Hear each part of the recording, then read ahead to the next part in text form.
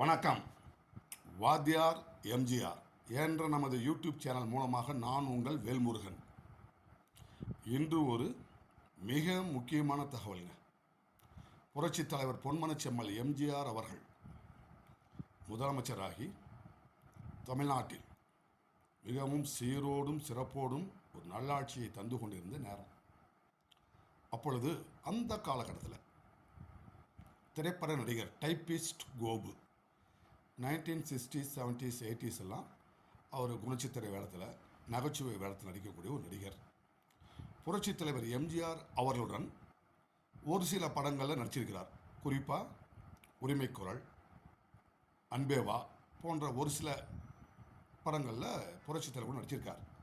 ஆனால் புரட்சித் தலைவருக்கு பிறகு அவர் நிறைய படங்கள் கமலஹாசன், ரஜினிகாந்த், பாலச்சந்தர், சிவாஜி கணேசன் போன்ற பலர் நடிப்பில் நடிச்சிட்டு இருந்தார். ஒரு நாள் அவருடைய மகனுக்கு உடம்பு சரியில்லைங்க. டாக்டர்கள் பரிசோதனை பண்ணி பார்த்துட்டு ஹார்ட் ஆப்ரேஷன், இருதயத்தில் பிரச்சனை, இருதய ஆப்ரேஷன் பண்ணணும்னு சொல்கிறாங்க. அதற்கு 15,000 ரூபாய் செலவாகும் என்று சொல்கிறார்கள். அந்த காலகட்டத்தில் 15,000 என்று சொன்னால் அன்றைக்கெலாம் கணக்கு போட்டுக்கோங்களேன், 1 கிராம் தங்கமே 100 ரூபா 150 ரூபாய்க்கு விற்ற காலம். இன்றைக்கி 1 கிராம் தங்கம் 9,000 ரூபாய்க்கு தாண்டி விற்கிது என்று சொன்னால் கணக்கு போட்டுக்குங்க பணத்தோட வேல்யூ என்னன்ட்டு. 15,000 ரூபாய் என்பது திரைப்படங்களிலே ஒரு சின்ன சின்ன வேடத்தில் நடிச்சிட்டு இருந்த டைப்பிஸ்ட் கோபு அவர்களுக்கு அது பெரும் தொகை அல்லவா. அவர் உடன் நடித்த எல்லா நடிகர்கள்ட்டையும் போய் உதவி கேட்குறார். இந்த மாதிரி என் பையனுக்கு ஆப்ரேஷன் வச்சுருக்கிறேங்க, கொஞ்சம் உதவி செய்யுங்கன்னு கேட்குறார். ஒரு நடிகரும் உதவி செய்யுங்க. ஆளுக்கு 500 1000 கொடுத்துருந்தா கூட அந்த தொகை சேர்ந்து இருக்கும். ஆனால் எல்லோரும் ஆறுதல் சொல்கிறாங்க, அறிவுரை சொல்கிறாங்க. மற்றபடி 10 ரூபாய் யாரும் கொடுக்கல. கையை பிசைகிறார். பையனுக்கு ஆப்ரேஷன் செய்தாக வேண்டுமே என்பது என்ன செய்வது. நாள் நெருங்குகிறது. இன்னும் 2 நாள் தான் இருக்குது. அப்பொழுது புரட்சித் தலைவர் எம்ஜிஆருடைய அமைச்சரவையில் HV ஹண்டே சுகாதாரத்துறை அமைச்சராக இருந்தவர். ஆனால் இப்போ அவர் அமைச்சர் இல்லை. ஆனால் அனைத்து இந்திய அண்ணா திராவிட முன்னேற்ற கழகத்தில் தலைமை நிலைய பொறுப்பாளராக இருக்கார். அவர் டைப்பிஸ்ட் கோபுவை பார்த்து, நீங்கள் போய் சின்னவரை பாருப்பா, உனக்கு உதவி செய்யறதுக்கு வாய்ப்பு இருக்குது என்று சொல்ல, டைப்பிஸ்ட் கோபு தலைவருடைய ராமாவரம் தோட்டத்திற்கு செல்கிறார். புரட்சித் தலைவரை காத்திருந்து சந்திக்கிறார். புரட்சித் தலைவர் என்ன ஏதுன்னு கேட்குறார். இவர் விஷயத்தை சொல்கிறார். சரி, நான் பார்த்துக்கிறேன், நீ போய் வேலையை பாருங்கன்னு சொல்லி அனுப்பிச்சி விட்றார். இன்னும் 48 மணி நேரம் தான் இருக்குது ஆப்ரேஷன் செய்வதற்கு. புரட்சித் தலைவர் முதலமைச்சராக இருந்து பல்வேறு பணிகளில் இதை மறந்துடுறார். டைப்பிஸ்ட் கோப்புக்கு என்ன தலைவர்கிட்ட சொல்லி கேட்டாச்சு, அவர் உதவி செய்கிறேன்னு சொன்னார் அப்படின்னு சொல்லிட்டு தலையை சொரிஞ்சிக்கிட்டு மருத்துவமனைக்கு செல்கின்றார். மருத்துவமனையினுடைய இந்த தனியார் மருத்துவமனையுடைய தலைமை மருத்துவர் அவர் கூப்பிட்றார். டைப்பிஸ்ட் கோப்பு வாங்க, நாளைக்கு காலையில் உங்கள் பையனுக்கு ஹார்ட் சர்ஜரி, அதுக்கான வேலைகள்லாம் ரெடி பண்ணிட்டுருக்குறோம், நீங்களும் காலையில் வந்துடுங்க அப்படின்னு சொன்னேன்.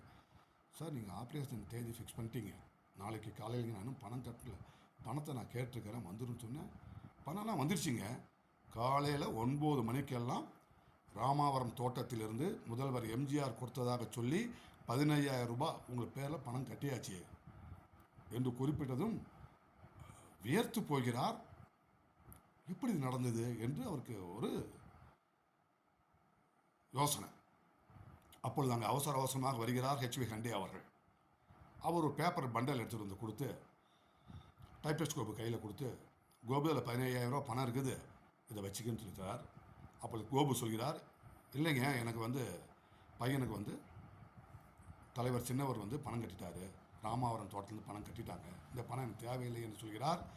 அது எனக்கு தெரியும்பா, அந்த 15,000 ரூபாய் ஆப்ரேஷனுக்கு, இந்த 15,000 ரூபாயை சின்னவர் தான் அவங்கள்ட்ட கொடுத்து ஆஸ்பத்திரி ஆப்ரேஷன் செலவுகள் முடிந்த பிறகு இதர மருத்துவ செலவுகளுக்காக சின்னவர் கொடுத்து அனுப்பினார் என்று சொல்கிறார் என்று சொன்னால், இந்த நாட்டில் அனைத்து இந்திய அண்ணா திராவிட முன்னேற்ற கழகம் என்னோட மாபெரும் மக்கள் இயக்கம் அழிந்துவிடும் என்று கணக்கு போடுகின்ற அந்த கயவர் கூட்டத்திற்கு இது உழைப்பால் உழைத்த பணத்தை ஏழை எளியோரின் நல்வாழ்வுக்காக வழங்கிய புரட்சித் தலைவர் பொன்மனச்செம்மல் எம்ஜிஆர் உருவாக்கின இயக்கம்டா.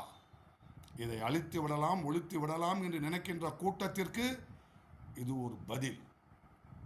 அப்படி புரட்சித் தலைவர் எம்ஜிஆர் அவர்கள் டைபிஸ்ட் கோபு வந்து சொன்ன பிறகு மறந்துடுறார். பல்வேறு பணிகளுக்கு நடுவில் ஒரு சில முக்கிய நிகழ்வுகளை கலந்து கொள்வதற்கு வீட்டிலிருந்து புறப்படுகிறார். ராமாவரம் தோட்டத்திலே இருந்து புறப்படுகின்ற பொழுது அவருடைய மனைவியார் மரியாதைக்குரிய விஎன் ஜானகி அம்மையார் அவர்கள் வீட்டில் டிவியில் சினிமா பார்த்துட்டு இருக்கிறாங்க. அந்த டிவியில் காசேதான் கடலோடா படம் ஓடிக்கிட்டு இருக்குது. அந்த காசேதான் கடலோடா படத்தில் டைபிஸ்ட் கோபு நடித்த காட்சி அந்த தொலைக்காட்சியில் ஓடுது. அதை பார்த்த பிறகுதான் புரட்சி தலைவருக்கு அந்த மின்னலான பளிச்சிடுகிறது. அடடா, டைபிஸ்ட் கோபு பையனுக்கு நம்ம ஆப்ரேஷன் பணம் தரா சொன்னமே மறந்து விட்டோமே என்று நினைத்து பாருங்க. தன்னோடு ஒரு சில காட்சிகளில் ஒரு சில படம் எடுத்த நடிகர், ஆனால் அவர் பல பேரோடு நடிச்சிருக்காருங்க. ஒருத்தரும் உதவி செய்யவில்லை என்று சொன்னால் அதுதான் பொன்மனச்செம்மல் புரட்சி தலைவர் எம்ஜிஆர் அவர்கள் என்று கூறி, வாழ்க தமிழ், வெல்க தமிழ், வெல்க அனைத்து இந்திய அண்ணா திராவிட முன்னேற்ற கழகம் என்று கூறி உங்களிடமிருந்து விடைபெறுகிறேன். நன்றி, வணக்கம்.